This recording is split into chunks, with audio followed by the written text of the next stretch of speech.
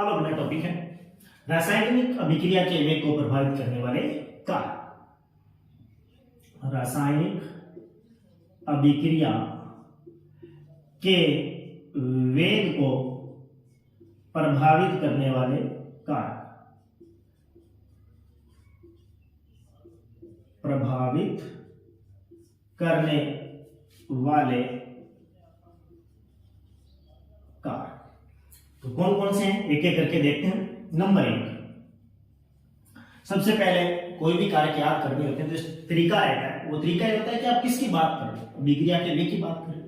तो अभिक्रिया में कौन कौन भाग ले रहा है उन्हीं को लेते हैं सबसे पहले। तो अभिक्रिया में भाग लेने वाले क्या कहलाते हैं, अभिकारक। तो फर्स्ट लेते हैं अभिकारकों की सांद्रता। अभिकारकों की सांद्रता। द्रव्यानुपाती क्रिया का नियम पढ़ा होगा आपने कक्षा 11 में साम्यावस्था टॉपिक के अंदर। क्या कहता है द्रव्यानुपाती क्रिया का नियम कि किसी रासायनिक अभिक्रिया का जो वेग होता है वो अभिकारकों की सांद्रता के समानुपाती होता है। अभिक्रिया का जो वेग होता है वो किसके समानुपाती होता है, अभिकारकों की सांद्रता। तो कोई नई बात नहीं है, ये आपने जो पहले पढ़ी है वही है।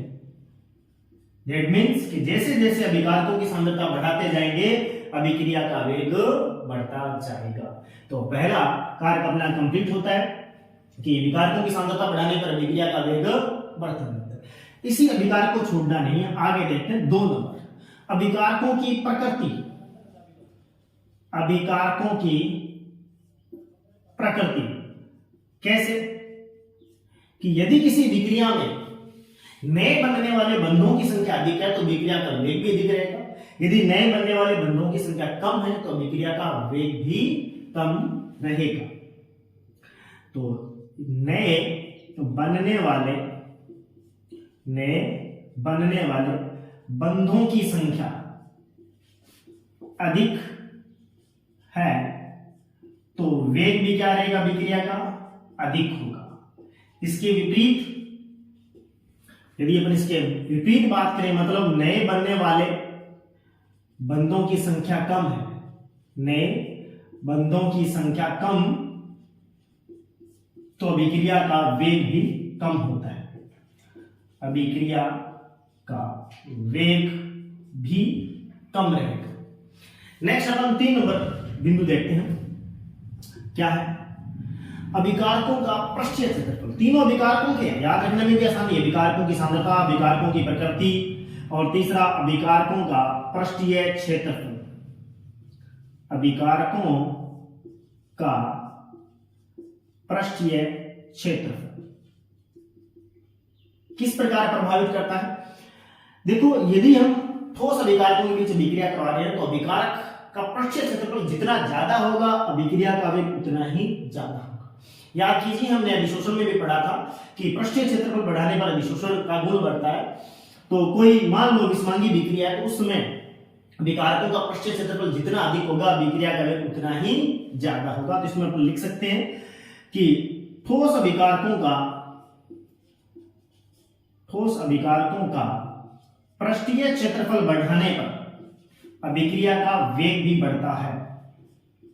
बढ़ाने पर अभिक्रिया का वेग भी बढ़ता है। ठीक है, कैसे? अब पृष्ठीय क्षेत्रफल कैसे बढ़ेगा? यदि अपने पास ठोस अभिकारक है और उसका पृष्ठीय क्षेत्रफल बढ़ाना है तो कैसे बढ़ेगा? उसको चूर्ण के रूप में ले लिया जाता है। चूर्ण बनाकर मींस उसको पीस कर, जब अपन उसको पीसेंगे तो उस अभिकारक का पृष्ठीय क्षेत्रफल बढ़ जाएगा और अभिक्रिया की दर भी बढ़ जाएगी। 3 तो बिंदु हो गए अपने। नेक्स्ट 4 नंबर देखते हैं अपन, उत्प्रेरक। हम उत्प्रेरक के बारे में भी चर्चा कर चुके, खूब चर्चा की हमने। पूरा बिंदु था अपना उत्प्रेरक, लेसन नंबर 5 पृष्ठीय रसायन के अंदर। उत्प्रेरक कितने प्रकार के, विस्मांगी, ये वो। तो वहां हमने सबसे पहले स्टार्ट यहां से किया था कि उत्प्रेरक किसे कहते हैं। ये वे पदार्थ होते हैं जो स्वयं अपरिवर्तित रहते हैं। ये अभिक्रिया में स्वयं क्या रहते हैं, अपरिवर्तित, लेकिन अभिक्रिया के वेग को क्या करते हैं, सोचिए क्या अभिक्रिया के वेग को बढ़ाते हैं? कोई जरूरी नहीं। ये डिपेंड करता है अभिकारक की प्रकृति पर कि अभिकारक की प्रकृति कैसी है। यदि धनात्मक उत्प्रेरक होगा तो अभिक्रिया का वेग बढ़ेगा, रेट ऑफ रिएक्शन बढ़ेगी। यदि हमारे पास ऋणात्मक उत्प्रेरक है, पढ़े थे ना आप लोगों ने उत्प्रेरक के प्रकार, यदि हमारे पास ऋणात्मक उत्प्रेरक है तो ये जो रेट ऑफ रिएक्शन है इसको कम कर देगा। मतलब किसी विक्रिया का जो वेग है वो अभिकारक उत्प्रेरक की प्रकृति पे डिपेंड करता है, धनात्मक है या ऋणात्मक। ठीक, ये हुए अपने 4 बिंदु। नेक्स्ट चलते हैं 5 नंबर, ताप का प्रभाव। तो ताप बढ़ाने से क्या होता है? जब भी अपन ताप देते हैं किसी विक्रिया को तो एक्चुअल में हम उसको क्या दे रहे हैं? ऊष्मा देते हैं। ऊष्मा देते हैं तो अभिकारकों की गतिज ऊर्जा बढ़ेगी। मतलब ताप बढ़ाने पर अभिकारकों की गतिज ऊर्जा बढ़ती है, अभिकारकों की गतिज ऊर्जा बढ़ेगी। गतिज ऊर्जा बढ़ेगी, या अपन ये भी कह सकते हैं कि जो हमारे द्वारा दिया गया ताप है वो अभिकारक अणु ग्रहण कर लेंगे। कौन से? जिनकी ऊर्जा संकीर्ण ऊर्जा से कम है। संकीर्ण ऊर्जा भी हम चर्चा कर चुके हैं कि एक रिएक्टेंट को प्रोडक्ट में बदलने के लिए एक मिनिमम एनर्जी की रिक्वायरमेंट रहती है। तो आप कोई विक्रिया करवा रहे हो, मान लो उसमें 100 अणु है। कितने अणु है? 100 अणु। अब प्रोडक्ट में बदलने के लिए 50 किलो कैलोरी एनर्जी चाहिए। उस 100 के पास 50 किलो कैलोरी नहीं है, कुछ के पास कम है, कुछ के पास ज्यादा है, किन के पास ऊर्जा संकीर्ण ऊर्जा से कम है। तो जिन अणुओं के पास संकीर्ण ऊर्जा से कम ऊर्जा होती है वो प्रोडक्ट में नहीं बदल सकते। लेकिन जब अपन ताप देते हैं तो वे अणु जिनकी संकीर्ण ऊर्जा कम थी वे उस ऊर्जा को ग्रहण करते हैं और वे संकीर्ण ऊर्जा के अवरोध को पार करके प्रोडक्ट में बदल जाते हैं। कहने का मतलब प्रोडक्ट अणुओं की संख्या में वृद्धि होती है तो विक्रिया का वेग अपने आप बढ़ जाएगा। तो ताप बढ़ाने पर विकारकों की गतिज ऊर्जा बढ़ती है। इससे क्या होगा? दूसरा ये भी कह सकते हैं कि टक्करों की संख्या बढ़ेगी। जब टक्करों की संख्या बढ़ेगी तब अभिक्रिया का वेग अपने आप बढ़ जाता है, गतिज ऊर्जा बढ़ेगी, फलस्वरूप रेट ऑफ रिएक्शन भी बढ़ेगा। एक जनरल अपन बात कर लेते हैं, आगे आएगा अभी टॉपिक। किसी भी अभिक्रिया का टेम्परेचर यदि हम 10 डिग्री सेल्सियस बढ़ा दें तो अभिक्रिया का वेग 2 से 3 गुना तक बढ़ जाता है। इस बिंदु को अपन नोट कर लेते हैं कि कोई भी अपने पास रिएक्शन है, उस रिएक्शन का टेम्परेचर 10 डिग्री सेल्सियस बढ़ा दें। एक सामान्य अभिक्रिया की बात हो रही है, ऊष्माक्षेपी और शोषी के अंदर नहीं जाना हमें। 10 डिग्री सेल्सियस टेम्परेचर बढ़ाने पर जो अभिक्रिया का वेग है वो 2 से 3 गुना बढ़ जाता है। याद रखें इस बात को कि वेग 2 से 3 गुना बढ़ जाता है। तो ये हुआ हमारा ताप का प्रभाव। नेक्स्ट एक और इफेक्ट देखते हैं, 6 विकिरण का प्रभाव। विकिरण का या विकिरणों का प्रभाव। आपको पता है कुछ अभिक्रियाएं सनलाइट की प्रेजेंस में होती है। विकिरण का मतलब है सूर्य ऊर्जा, सनलाइट की प्रेजेंस में होती है। जैसे H2 प्लस Cl2 की विक्रिया है, H2 प्लस Cl2 की विक्रिया प्रकाश की उपस्थिति में होती है। Hν का मतलब प्रकाश। तो यहां बनता है 2HCl। इस विक्रिया का वेग, इसके साथ एक टॉपिक और क्लियर हो जाएगा, अभिकारकों की सांद्रता। देखो हमने कहा था कि अभिकारकों की सांद्रता, अभिकारक की मात्रा बढ़ाने पर अभिक्रिया का वेग बढ़ता है। एक नॉर्मल बात कही है मैंने, यह सभी के लिए लागू नहीं है। थोड़ी देर बाद अपन चर्चा करने वाले हैं अभिक्रियाओं की कोटि। वहां एक आएगा शून्य कोटि की अभिक्रिया। शून्य कोटि की विक्रिया का जो वेग होता है वो विकारकों की सांद्रता पर निर्भर करता ही नहीं है। तो विकारकों की सांद्रता यदि बढ़ा रहे शून्य कोटि विक्रिया में तो विक्रिया का वेग परिवर्तित नहीं होता। क्यों नहीं होता? क्योंकि जो शून्य कोटि की विक्रिया होती है उसका वेग अभिकारकों की सांद्रता पर निर्भर करता ही नहीं। शून्य कोटि विक्रिया का उदाहरण एक है ये, हाइड्रोजन प्लस क्लोरीन से बन रहा है 2HCl हाइड्रोक्लोरिक। यहां आप H2 की सांद्रता बढ़ाओ चाहे Cl2 की सांद्रता बढ़ाओ, रेट ऑफ रिएक्शन नहीं बढ़ेगा। यहां बढ़ेगा प्रकाश की मात्रा बढ़ाने पर, Hν विकिरण का प्रभाव। तो कुछ विकिरण ऐसी होती है जो सूर्य प्रकाश की उपस्थिति में होती है। वहां यदि विकिरण की मात्रा बढ़ाई जाए, रेडिएशन बढ़ाया जाए, विकिरण बढ़ाने पर अभिक्रिया का वेग भी बढ़ता है। तो ये क्वेश्चन यहां भी थोड़ा ध्यान देना कि ये सभी के लिए लागू नहीं है, शून्य कोटि पे लागू नहीं होता। बाकी सभी विक्रियाओं में विक्रिया अभिकारकों की सांद्रता बढ़ाइए, अभिक्रिया का वेग बढ़ने लगता है। आगे देखते हैं 6 बिंदु हमने कर लिए। इसके अलावा अभिक्रिया का वेग कुछ और कारकों पर भी निर्भर करता है, जैसे वेग व्यंजक, वेग नियम कहें, और अणु संख्याता, इन सभी पर भी अभिक्रिया का वेग निर्भर करता है। लेकिन मुख्यतः ये 6 कारक है जो किसी रासायनिक अभिक्रिया के वेग को प्रभावित करते हैं। नेक्स्ट अपन देखने वाले हैं कि वेग स्थिरांक क्या होता है, देखते हैं। अब हम चर्चा करने वाले हैं वेग स्थिरांक। नया अपना बिंदु रहेगा वेग स्थिरांक, रेट कांस्टेंट। हाँ जी, रेट कांस्टेंट को पढ़ने से पहले हमें कुछ बातों का ध्यान होना चाहिए। उनमें से एक है स्टोइकियोमेट्रिक गुणांक। ये सब आप लोगों का सुना हुआ है। हाँ जी, कहां सुना हुआ है? लेसन नंबर फर्स्ट 12th में ठोस अवस्था, वहां लिखे थे स्टोइकियोमेट्रिक और नॉन स्टोइकियोमेट्रिक दोष। वो यही है स्टोइकियोमेट्री। तो ये स्टोइकियोमेट्री आगे शब्द और लग गया है गुणांक, मतलब गुणा में लगने वाला अंक। स्टोइकियोमेट्रिक गुणांक क्या होते हैं? कोई भी संतुलित रासायनिक समीकरण में अभिकारक और उत्पाद के आगे जो अंक लगे होते हैं वही कहलाते हैं स्टोइकियोमेट्रिक गुणांक। जैसे एक नॉर्मल अभिक्रिया लिखें, या अपन इस एक अभिक्रिया पे बहुत बार चर्चा कर चुके हैं कि नाइट्रोजन और हाइड्रोजन की अभिक्रिया से अपन बनाते हैं अमोनिया गैस। ठीक है, अब ये है अभिकारक और ये है अपने उत्पाद। अभिकारक उत्पाद दोनों की बात हो रही है। अभिकारकों और उत्पादों के आगे जो गुणांक लगे हैं, ये नाइट्रोजन के कितने मॉलिक्यूल है? कुछ नहीं लिखा, कुछ नहीं लिखा, मतलब एक तो है ना, एक दिख रहा है, तो एक ऐसे ही लिखा। तो यहां ये जो एक है, ये 3 है, और इसके आगे जो 2 लगा हुआ है, ये क्या कहलाते हैं? स्टोइकियोमेट्रिक गुणांक कहलाते हैं।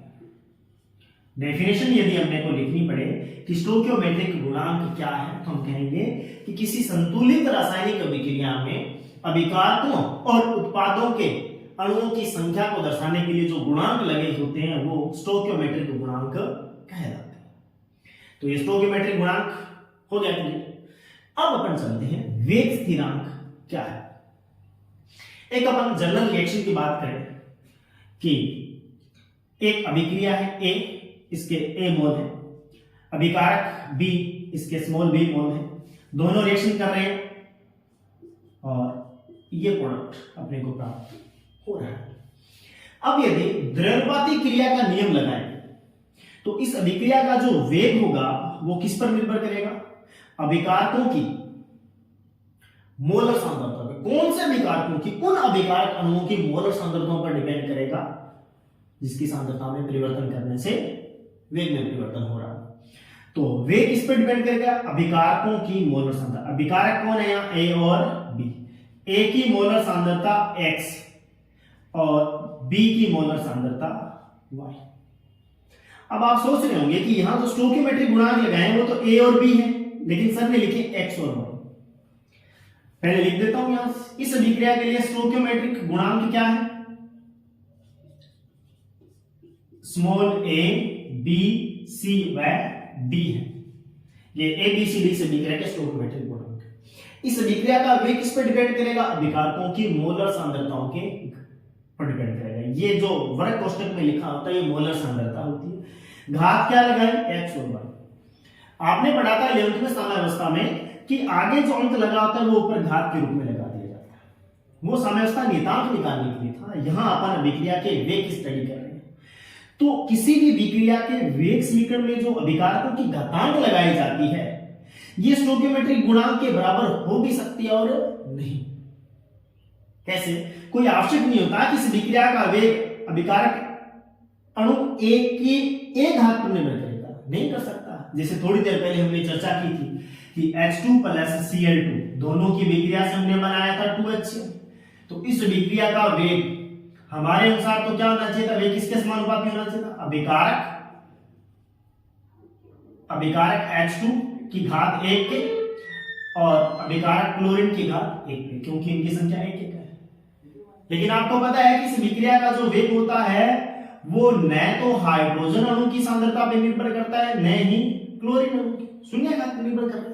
जबकि समीकरण के अनुसार तो घातांक 1 कितने अणु पर डिपेंड करेगा, कौन सी घातांक पर डिपेंड करेगा, ये एक प्रैक्टिकल वैल्यू है, हमें निकाल के देखना पड़ता है, हमें विक्रिया करवा के देखनी पड़ती है, थ्योरेटिकल नहीं कि देखा और लिख दिया। तो विक्रिया का वेग कौन से अणुओं की कितनी घात पर निर्भर करता है, एक प्रायोगिक मान है, सैद्धांतिक मान नहीं है। इसलिए ये जो घातांक है स्टोइकियोमेट्रिक गुणांक के बराबर हो भी सकती है और नहीं भी हो सकती, समझे। हाँ, अब देखो ये क्या है, वेग। अब समानुपाती का सिंबल हटाएंगे तो यहां एक कांस्टेंट लगेगा k, और बाकी एज इट इज रहेगा a की घात x और b की घात y। यहां जो हमने k लगाया है समीकरण नंबर 1, यहां k क्या है, वेग स्थिरांक कहलाता है। k क्या है, वेग स्थिरांक। तो अब मेरे ख्याल से यदि आपको इसकी डेफिनेशन देनी पड़े तो दे सकते हो। क्या है k इन दोनों के बीच संबंध बता रहा है, किस किस के बीच, अभिक्रिया का वेग और उस अभिक्रिया में भाग लेने वाले अभिकारकों की मोलर सांद्रता। ये मोलर सांद्रता ही है अभिकारकों की। तो वेग स्थिरांक या वेग नियतांक एक ही बात है, वेग स्थिरांक भी कह सकते हैं, इसको वेग नियतांक भी कह सकते हैं, इसमें कंफ्यूजन वाली कोई बात नहीं। तो वेग नियतांक क्या है, इसको यदि अपन डिफाइन करना चाहे, इसको परिभाषित करना चाहे तो वेग नियतांक वह नियतांक है, वेग नियतांक वह नियतांक है जो किसी, सिंपल सी बात है, इन दोनों के बीच में संबंध बता रहा है। ये क्या है, वेग जो किसी अभिक्रिया के वेग तथा उसके अभिकारकों की क्या है, ये मोलर सांद्रता, अभिकारकों की मोलर सांद्रता के मध्य संबंध बताता है, सांद्रता के मध्य संबंध बताता है। तो ये है अपनी वेग नियतांक की डेफिनेशन। क्या है वेग नियतांक, वेग नियतांक वह नियतांक है, ये ना वेग नियतांक वह नियतांक है जो अभिक्रिया के वेग और अभिकारकों की मोलर सांद्रताओं के बीच में संबंध बताता है कि वेग अभिकारकों की कौन कौन सी घात पर निर्भर करने वाला है। तो मेरे ख्याल से आपको वेग स्थिरांक के बारे में पता लगा होगा। नेक्स्ट देखते हैं वेग स्थिरांक की इकाई क्या होती है। यदि हम इस वेग स्थिरांक की इकाई निकालना चाहते हैं तो वो भी निकल सकती है, कैसे, क्योंकि हमें इसका सूत्र प्राप्त हो। तो इसी समीकरण नंबर 1 को आगे बढ़ाएं तो समीकरण 1 से क्या लिखा जाएगा, जो वेग है, वेग बराबर k, ये क्या है, सांद्रता है, ये भी सांद्रता, ये भी विकारक, ये भी विकारक, ब्रैकेट लगा इसका मतलब सांद्रता है। तो मैं इसको ये लिख सकता हूं कि ये दोनों ही सांद्रता हैं और x और प्लस y दोनों को जोड़ सकता हूं। आपने गणित में नियम पढ़ा होगा, जब आधार एक जैसे हो तो घातांक जुड़ जाते हैं। आधार एक जैसे, सांद्रता ही है, दोनों जुड़ गई, x प्लस y की जगह अपन लिख सकते हैं n। तो ये बन जाएगा वेग बराबर k और सांद्रता की घात n। ये n ही कहलाता है अभिक्रिया की कोटि, ऑर्डर ऑफ रिएक्शन, जिसकी चर्चा अपन करेंगे। ये n क्या है, उन अणुओं की संख्या है, n क्या है, उन अणुओं की संख्या है जिन पर अभिक्रिया का वेग निर्भर करता है। चाहे तो अभी याद रख लें कि अभिक्रिया की कोटि क्या है, अभिक्रिया की कोटि उन अभिकारक अणुओं की संख्या है जिस पर अभिक्रिया का वेग निर्भर करता है। ठीक है, चलो अब यहां से अपन k की इकाई निकालते हैं। k बराबर क्या होगा, k क्या पढ़ा है, वेग गुणा में था सांद्रता, सांद्रता आएगा इधर, बटा में आ गया सांद्रता, सांद्रता की घात कितनी है, n। अब देखो वेग क्या होता है, स्टार्टिंग में हमने पढ़ा था वेग का सूत्र सांद्रता में परिवर्तन की दर, मतलब सांद्रता बटा समय। तो मैं इस वेग की जगह लिख सकता हूं सांद्रता बटा में समय, सांद्रता बटा में समय। और एक सांद्रता पहले से ही नीचे पड़ी है, सांद्रता जिसकी घातांक क्या है, n। गणितीय नियम लगाइए, सांद्रता को ऊपर लेके जाइए, घात, इसकी घात कितनी है, कुछ नहीं लिखा तो 1 है, ये घात ऊपर जाएगी तो माइनस में हो जाएगी। तो फाइनली क्या बनने वाला है, सांद्रता की घातांक 1 माइनस n, 1 माइनस बटा में समय। अब सांद्रता की यूनिट क्या होती है, फाइनली बात कर लें के की इकाई। सांद्रता की इकाई क्या होती है, मोल प्रति लीटर। तो मोल